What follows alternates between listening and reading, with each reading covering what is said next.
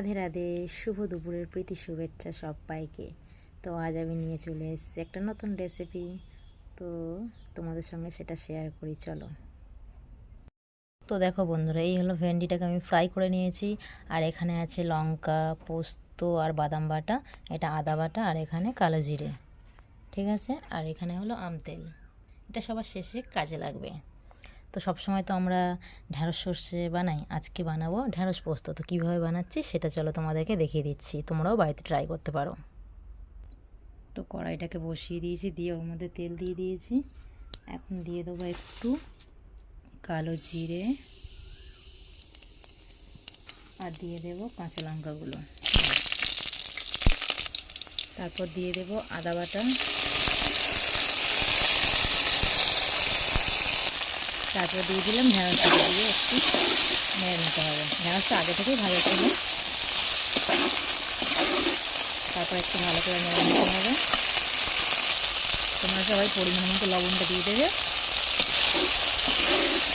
আমি যতটা খুঁজি ততটাই তোমরা লবণটা দিয়ে দেবে, ঠিক আছে। এটাকে ভালো করে নেড়ে নেবে, নেওয়ার পর একটু জল দিয়ে দিতে হবে।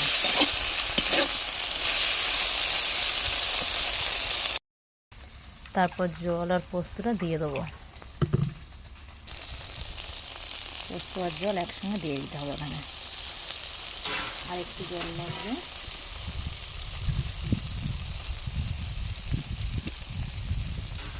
দেখো হয়ে গেছে, এটা একটু ভালো করে নেড়ে দাও, নেড়ে দিলেই হয়ে যাবে।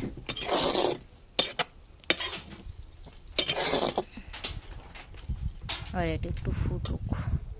তো দেখো বন্ধুরা, আমার রান্না রেডি। আর এর মধ্যে দিয়ে দেবো একটু আমি আম তেল, দিয়ে দিলে এটা কমপ্লিট।